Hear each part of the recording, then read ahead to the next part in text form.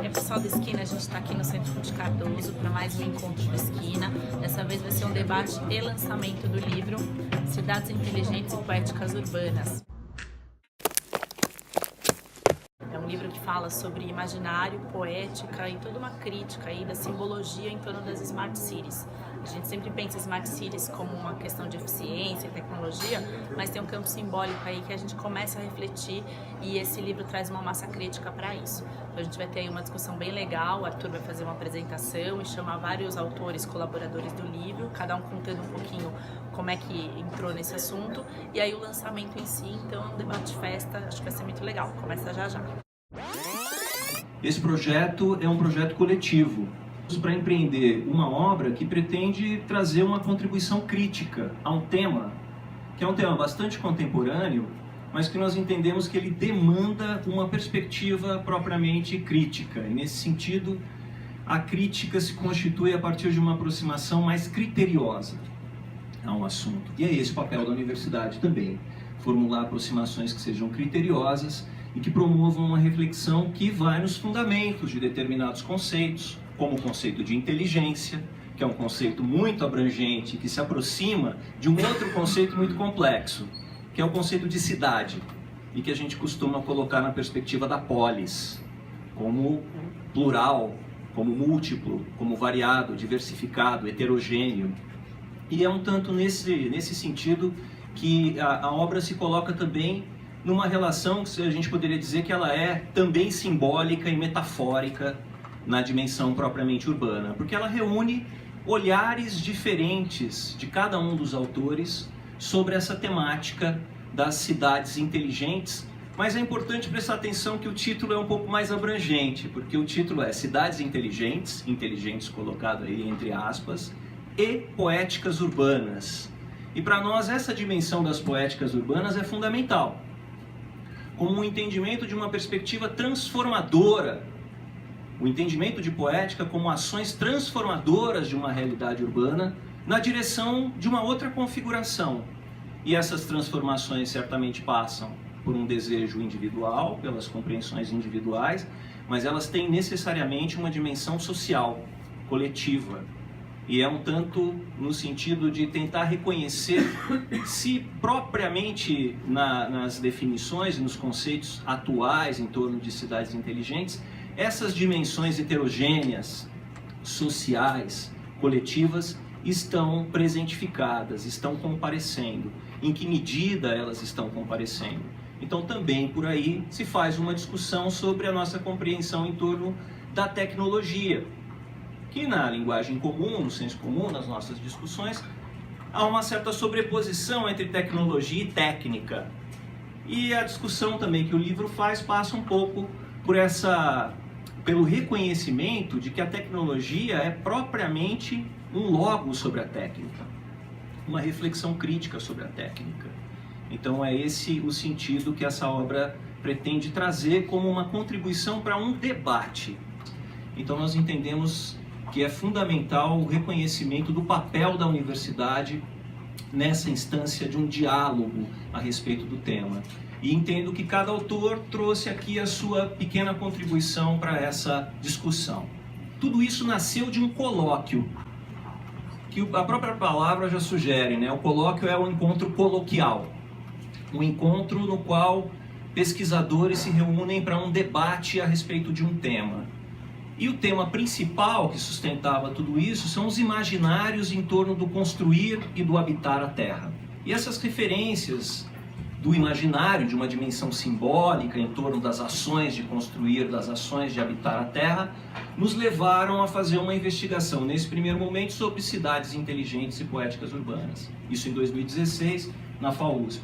Houve uma segunda edição, que aconteceu em Lyon, organizada pela Universidade de Lyon, e nesse momento nós estamos organizando a terceira edição, novamente para São Paulo. Então eu queria terminar a minha fala, abrindo, né, para as outras colocações do debate que a gente pretende fazer, convidando todos vocês a conhecerem essa terceira edição do colóquio, que tem a sigla ICHT, Imaginário, Construir e Habitar a Terra, 2019, e que traz uma outra temática, a temática das deformações, dos deslocamentos e dos devaneios sempre em torno dos ambientes urbanos.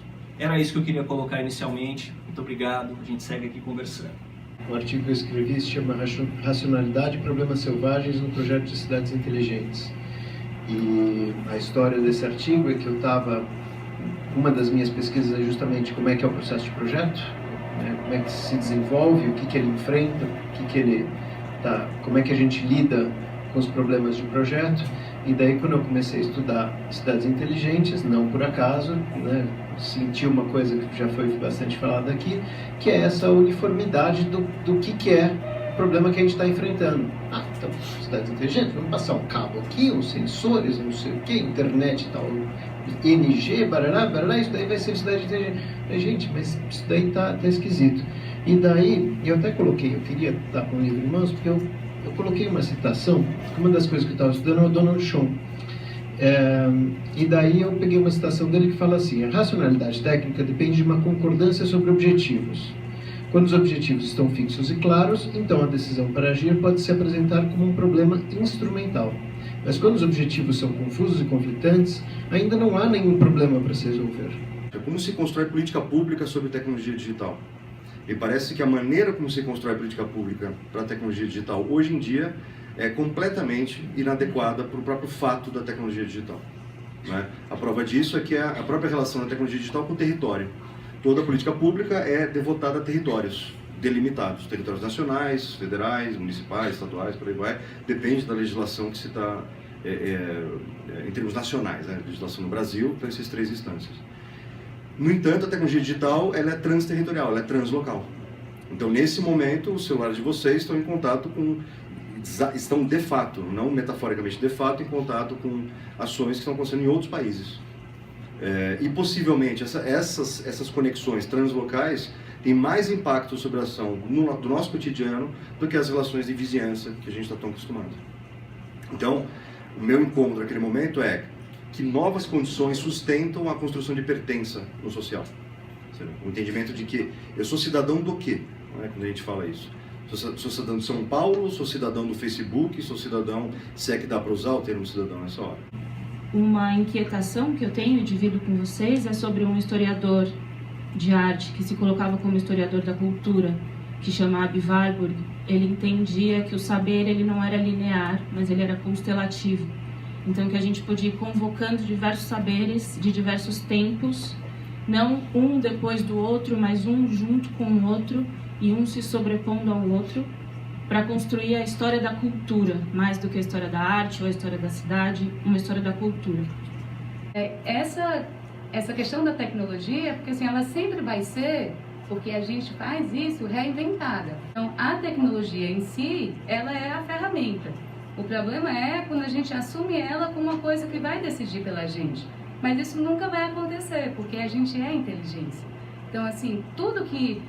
na periferia, onde não tem Uber, as pessoas pegam o Uber da periferia. Eu esqueci o nome dele, mas tem. Então, assim, existe essa possibilidade do humano reescrever aquilo que é dado para ele.